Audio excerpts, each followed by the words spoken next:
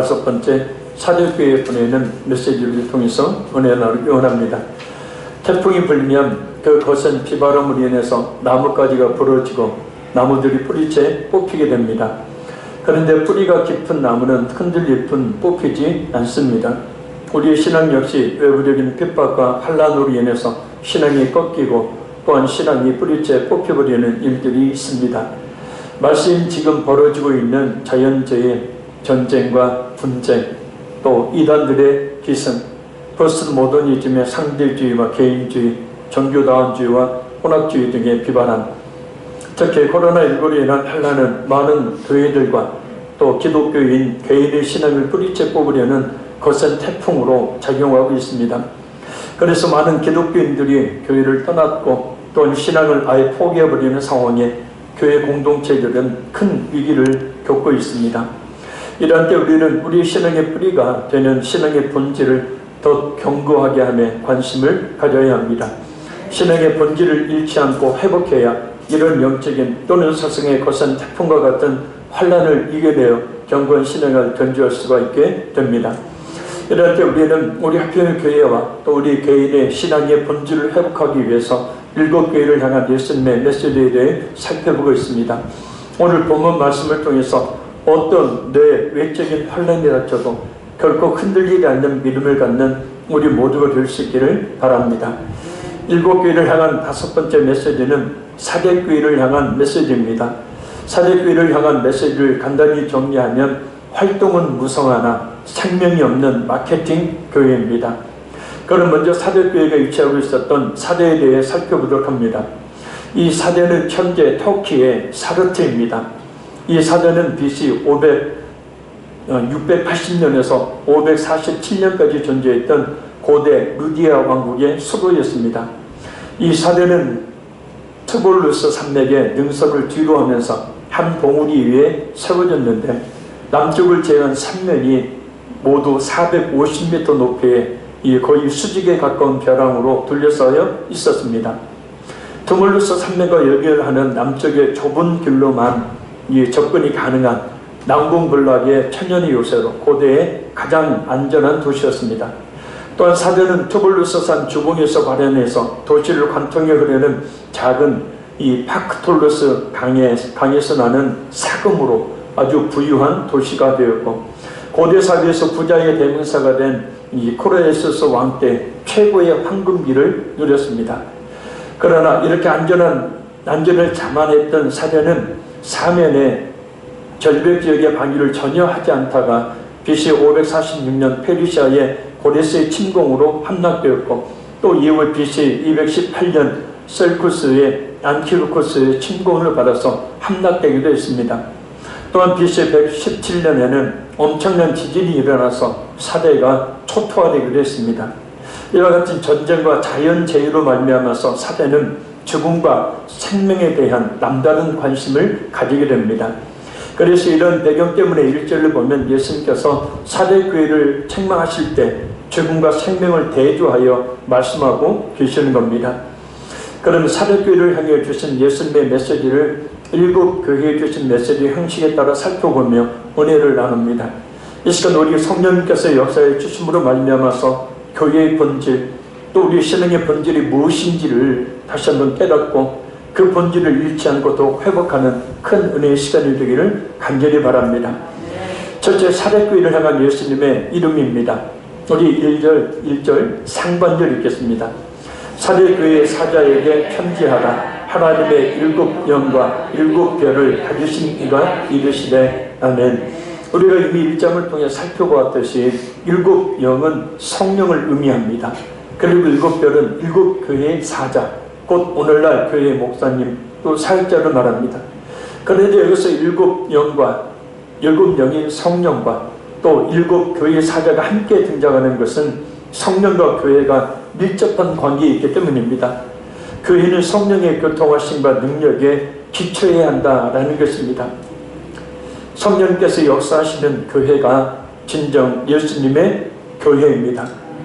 그 교회가 많은 수가 모이는 교회이든 적은 수가 모이는 교회이든 그리고 아무리 크고 화려한 건물을 가지고 있는 교회이든 아니면 지하에 새돌이 있는 교회이든 또한 아무리 화려하게 갖춰진 조명과 음향시설로 감동적인 예배를 드리는 교회이든 아니면 반주자 한 명 없이 예배를 드리는 교회이든 성령님의 역사하심이 있는 교회가 진짜 교회입니다.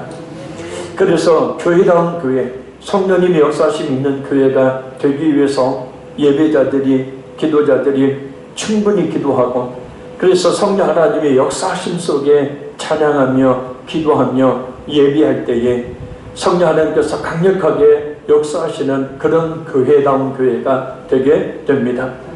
우리 화평의 교회는 성령님께서 충만하게 역사하시는 교회가 더욱 되기를 힘써질 줄로 믿습니다. 모든 성도들이 성령으로 거듭나고 합심하여 기도함으로 성령님께서 충만하게 역사하시는 그런 교회 말입니다. 둘째, 사대교회를 향한 예수님의 책망입니다. 우리 1절 하반절 읽겠습니다. 내가 네 행위를 아노니 네가 살았다 하는 이름은 가졌으나 죽은 자로다. 아멘. 사대교회는 다른 교회들과는 달리 칭찬이 먼저 나오는 것이 아니라 책망이 먼저 나옵니다. 그만큼 심각한 문제가 있는 교회라는 뜻입니다. 어떤 책망입니까? 살았다는 이름은 가졌으나 죽은 자와 같은 교회라는 책망입니다. 여기서 살았다라는 말은 활기차다라는 말을 은유적으로 표현한 말이고, 이름이라는 말은 명성이라는 의미를 가진 말입니다. 그러니까 사대교회가 활기차고 주위에 명성이 자자한 교회였지만, 그래서 겉으로 보기에는 왕성한 활동을 함으로 살아있는 교회처럼 보였지만, 예수님이 교회에 원하시는 참된 생명은 없는 교회라는 뜻입니다. 예수님은 사대교회에 나타나실 때 7 영을 가지신 분으로 나타나셨습니다. 7 영은 성령님으로 교회의 성령의 능력으로 만들어지고 또 위리된다는 사실을 의미합니다. 만일 교회가 예배, 교육, 교제, 봉사, 선교, 전도 등 여러 면에서 왕성한 활동을 하고 있는데, 이런 활동들이 정작 성령의 능력에 의해서 이루어지는 것이 아니라면 살았다는 이름은 가졌으나 죽은 교회입니다. 사대교회는 어느 개혁주의 신학자에 의하면 요즘식으로 말하면 구도자 중심적인 교회입니다. 그러니까 처음 교회에 나온 사람들을 위주로 하는 교회, 또 목적이 이끄는 교회, 어떤 세상적인 목적을 가지고 이끌어가는 교회, 또 많은 행사를 벌이는 마케팅 교회라고 불리는 그런 교회를 말합니다. 그래서 멋지고 크고 웅장한 교회를 말하죠. 현대식 건물과 넓은 주차장, 현대식 악기와 음악을 사용해서 사람들의 감정을 자극시키는 예배, 다양하고 재미있는 프로그램으로 돌아가는 주일학교, 수많은 선교사와 수많은 기관과 단체를 돕고 있다는 광고, 이웃 주민들을 위한 문화센터로 지역민에게도 호감을 사는, 우리 주변에 살아있는 듯한 그런 유명한 그런 교회들일 수 있습니다. 그러나 교회의 진정한 생명력은 성령의 능력에 의해 진리의 복음이 바르게 선포되는 교회입니다.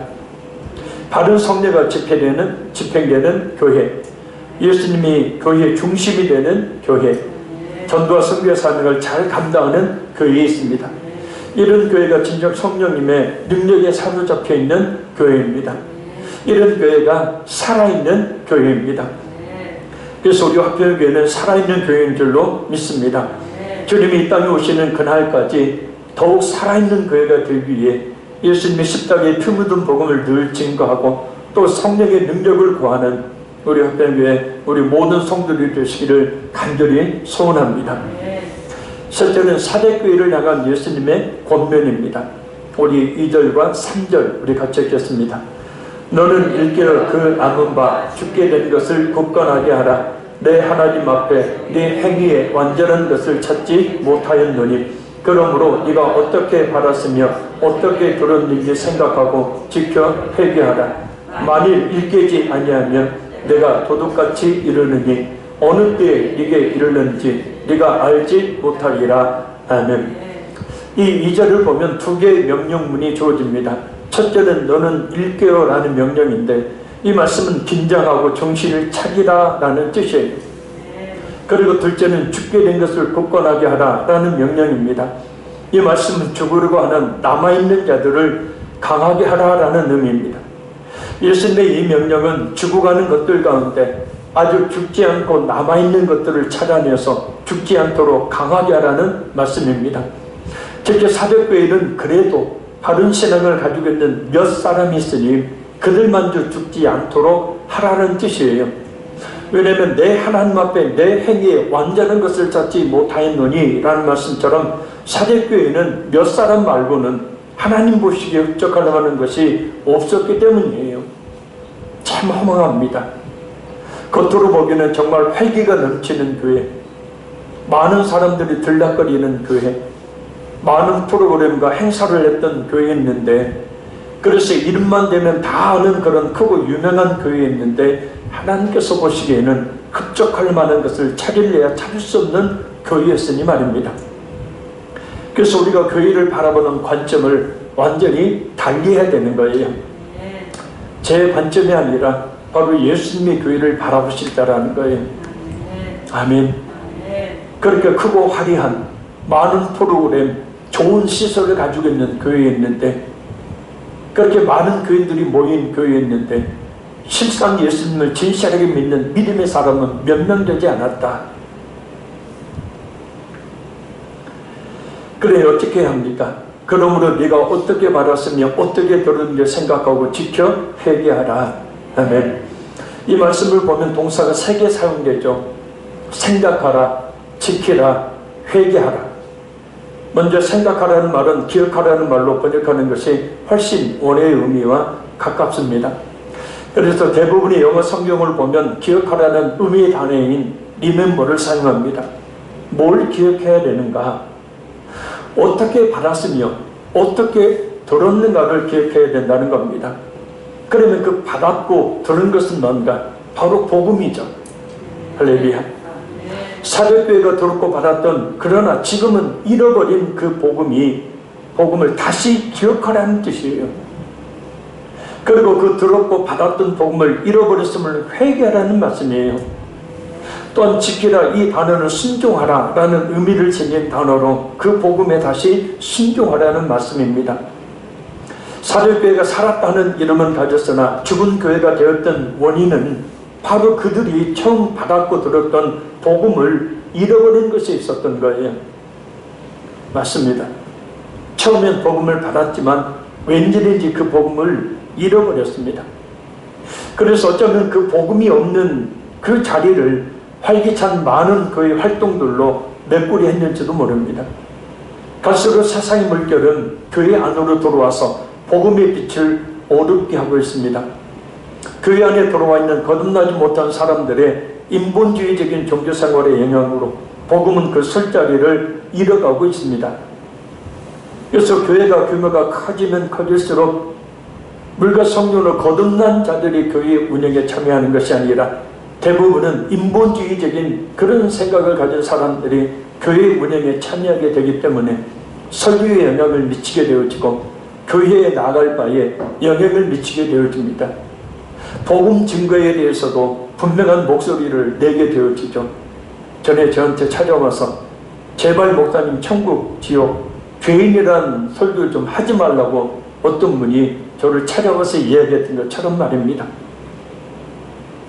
그것뿐만 아니라 교회 안에 들어와 있는 이단과 잘못된 신앙인들로 말미암아서 점점 복음은 그 자리를 어둠의 비진리에 내어주고 있습니다. 설교 단상에서도 복음을 뺀 다른 것들이 복음이 있는 듯한 유사복음들이 증거되고 있습니다. 저도 늘 설교를 목사님들의 한국교회 유명한 목사님들의 설교를 듣는데 들어보면 도무지 예수님을 믿는 또 예수님을 믿으라는 예수님의 십자가에 피 흘린 복음을 증거하는 설교를 찾아볼 수가 없어요. 제가 못 찾아서 그런지 몰라도 그런 예수님의 십자가에 복음이 없어요. 그래서 우리는 우리의 교회의 본질을 더욱더 회복하고 우리 주께서 원하시는 그런 교회, 그런 교회가 되기 위해서는 예수님의 그 복음을 잃지 말아야 해요. 그 복음을 잃어버리면 그 교회는 살았다는 이름은 가졌으나 실상은 죽은 교회일 뿐이에요. 사람들이 자꾸 겉을 화려하게 꾸미는 이유는 속이 비어있기 때문이죠. 그죠? 마찬가지로 복음이 없게 되어지면 자꾸 외적인 활동들을 더욱더 많이 하게 되어집니다. 그러니 예수님의 십자가의 피 묻은 복음과 부활의 복음을 늘 교회는 선포해야 되고, 그리고 성도들은 그 복음을 식상히 하지 말고 듣고 또 들어야 합니다. 주님 앞에서는 그날까지 그 복음을 잃지 않도록 마음에 새기고 또 새겨야 합니다. 왜냐하면 계속 듣지 않으면 잃어버리기 때문입니다. 마치 내가 가지고 있는 것처럼 착각하는 거예요. 사역교회의 가장 큰 병폐, 화려함을 가지고 있었지만, 이름은 유명했지만, 많은 사람들이 모인 교회였지만, 그 교회 안에 진실한 믿음을 가진 사람 몇 명 되지 않았던 이유는 예수님의 말씀처럼 그들이 듣고 받았던 복음을 잃어버렸기 때문입니다. 그러니까 복음을 잃어버리면 결국 형식적인 신앙생활만을 하게 된다는 것을 말합니다. 그래서 예수님은 사도교회가 회개하여 복음을 회복하기를 원하신 겁니다. 그러나 만일 일깨지 아니하면 내가 도둑같이 이르르니 어느 때에 네게 이르는지 네가 알지 못하리라 하십니다. 회개하지 않으면, 정신 차리지 않으면, 복음을 회복하지 않으면 도둑같이 임하시겠다고 하시는 거예요. 여기서 도둑같이 이르르니 라는 말씀은 예수님의 재림을 말씀하시는 것이 아니라 예수님이 언제든 교회를 스스로 심판하실 수 있음을 경고하는 말씀이에요. 그래서 복음을 증거하지 않는 목회자를, 복음을 잃어버린 교회를 예수님께서 그 이름을 지워버리신다는 거예요. 그래서 지금은 이 코로나19로 인해서 우리 교단에서 수천 개의 교회들이 사라졌어요. 과연 그 원인이 무엇일까? 만약에 그 교회가 복음을 바로 증거하고 바로 복음이 성도들의 심령 속에 바로 박혀져 있었다면, 그 복음을 잃지 않았다면, 예수님을 잃지 않았다면 아마 잠시는 교회에 나오지 못했더라도 반드시 교회에 다시 나오고 주님을 찾았을 것입니다. 그러니 우리는 받고 들은 복음을 잃지 않고 선포하는 교회가 되도록 해야 합니다. 또한 그 복음을 잃지 않는 우리 성도들이 되어야 돼요. 왜냐하면 예수님께서 도둑같이 보내실 죽음의 순간, 복음을 잃어버려 복음이 없다면 어떻게 되겠습니까? 영원히 지옥의 형벌을 당할 수밖에 없는 거죠. 그러니 예수님이 십자가의 복음을 잃지 않도록 선포하고 또 선포해야 되고, 그리고 듣고 또 들어야 합니다. 그래서 그 복음을 잊지 않도록, 그 복음을 잃어버리지 않도록, 그 예수님을 잃어버리지 않도록 해야 한다는 거예요. 넷째, 사도교회를 향한 예수님의 칭찬입니다. 우리 4절 읽겠습니다. 그러나 사도의 그 옷을 더럽히지 아니한 자 몇 명이 네게 있어 흰 옷을 입고 나와 함께 다니리. 그들은 합당한 자인 연고라. 아멘. 예수님이 칭찬하시는 그 옷을 더럽히지 아니한 자는 도아델의 교회의 경우처럼 이세벨의 교훈을 받지 않고 소위 사탄의 깊은 것을 알지 못했던 자들 말합니다. 거짓 선지자들의 거짓된 교훈들이 난무하는 상황 속에서, 그리고 잘못된 신앙의 영향에 가득한 상황 속에서 그들에게 현혹되지 않고 그 자신들의 그 믿음, 그 신앙의 정결을 지킨 사람들을 말해요. 근데 그 사람들이 몇 명밖에 안 된다. 그 많았던 성도들, 교인들 가운데 진짜 예수 믿는 사람이 몇 명 되지 않았다. 예수님은 그런 사람들에게 흰옷, 곧 완전한 성화와 영생을 주신다고 말씀합니다. 또한 그들을 향해서 나와 함께 다니리니 라고 말씀해요.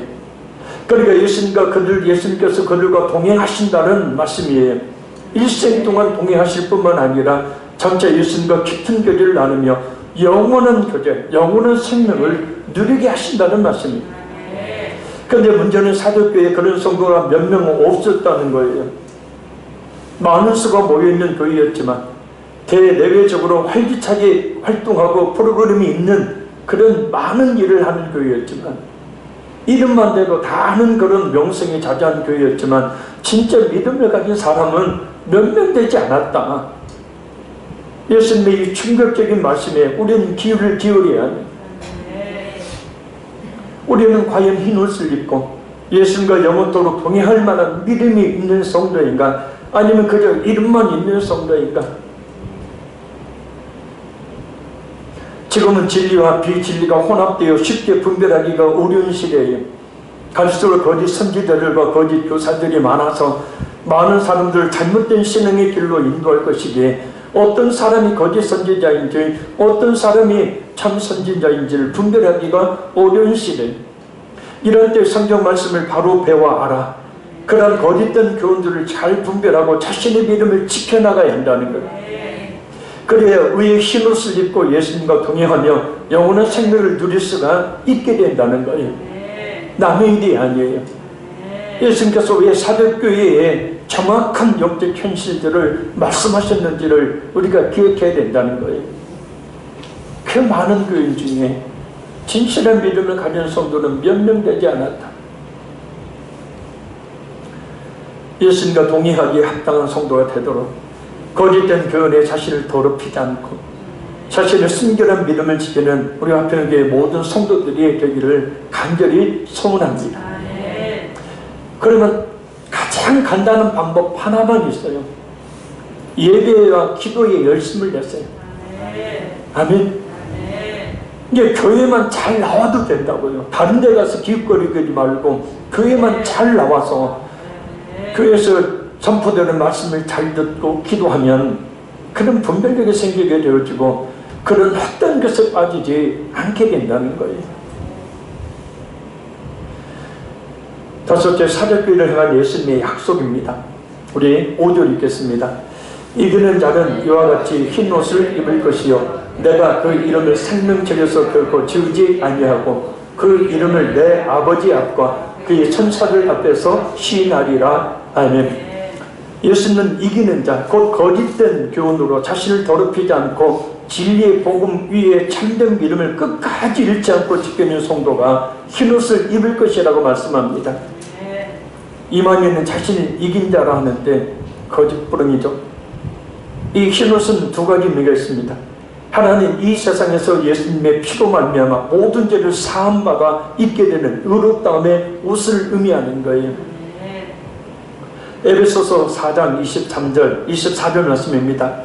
오직 너희의 심령이 새롭게 되어 하나님을 따라 의와 진리의 거룩함으로 지으심을 받은 새 사람을 입어라. 할렐루야. 다른 하나는 장차 마지막 날에 하나님의 자녀로서 하나님 앞에 순결하고 신실한 모습으로 온전하게 됨을 의미합니다. 이기는 자에게 주시는 또 한 가지 약속은 생명책에서 결코 지우지 아니하시겠다는 약속이에요. 이 말씀은 그때 내 백성 중 책에 기록된 모든 자가 구원을 받을 것이라는 다니엘 12장 1절 말씀을 그 배경으로 하고 있습니다. 근데 성경을 보면 이 생명책에 대한 여러 말씀들이 나와요. 시편 69편 28절 말씀입니다. 그들을 생명책에서 지우사 의인들과 함께 기록되지 말게 하소서. 빌립보서 4장 3절입니다. 또 참으로 나와 먹이를 같이 한 네게 구하노니 복음에 나와 함께 힘쓰던 저 여인들을 돕고 또한 글레멘드와 그 외에 나의 동역자들을 도와라. 그 이름들이 생명책에 있느니라. 계시록 13장 8절입니다. 죽임을 당한 어린 양의 생명책에 창세 이후로 이름이 기록되지 못하고 이 땅에 사는 자들은 다 그 짐승에게 경배하리라. 계시록 17장 8절 말씀입니다.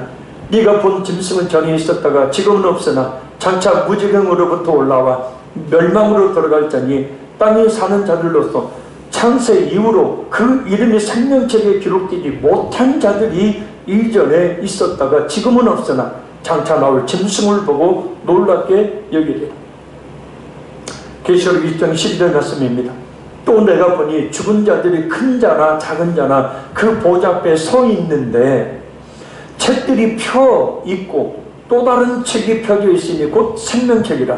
죽은 자들이 자기 행위를 따라 책들에 기록된 대로 심판을 받으니. 계시록 20장 15절입니다. 누구든지 생명책에 기록되지 못한 자는 불못에 던져지리라. 계시록 21장 27절입니다.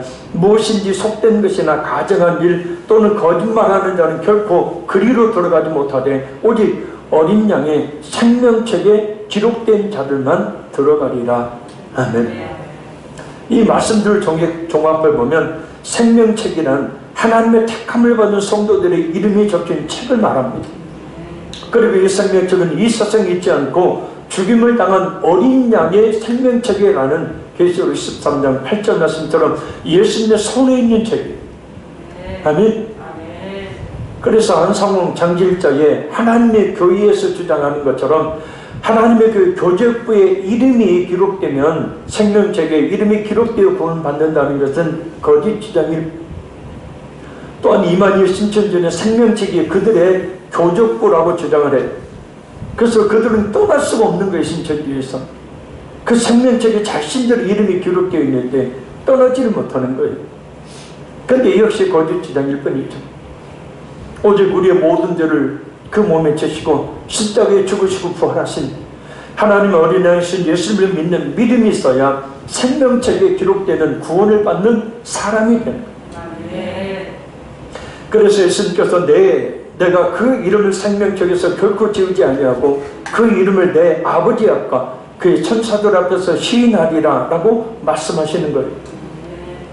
생명책의 주인은 예수님이셔요.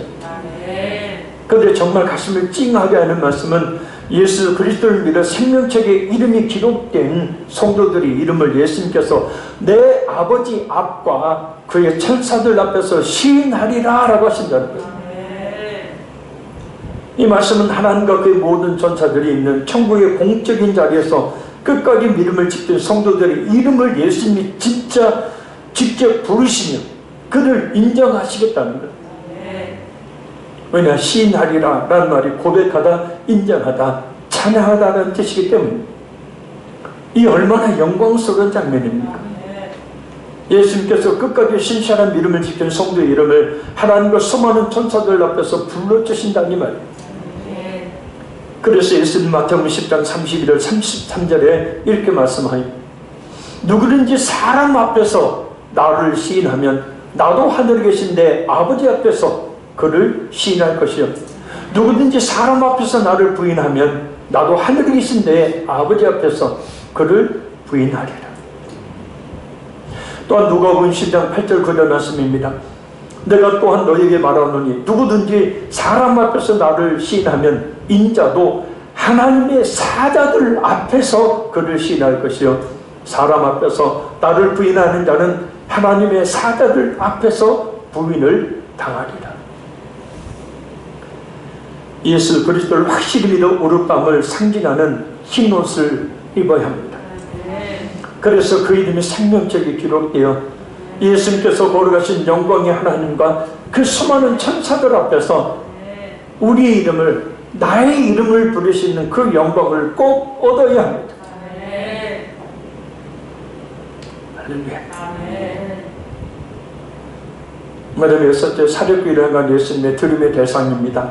우리 6절 읽겠습니다. 그에 있는 자는 성령이 교회들에게 하시는 말씀을 들을지어다. 아멘.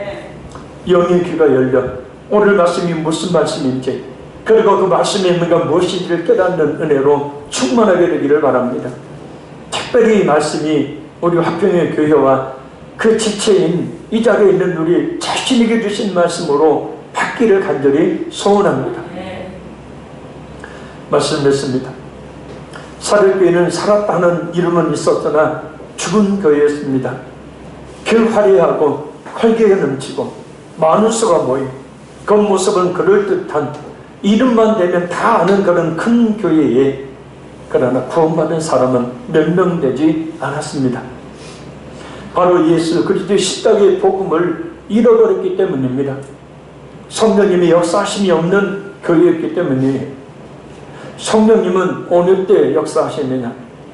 바로 예수님의 복음을 증거할 때 하나님의 말씀을 바로 증거할 때입니다.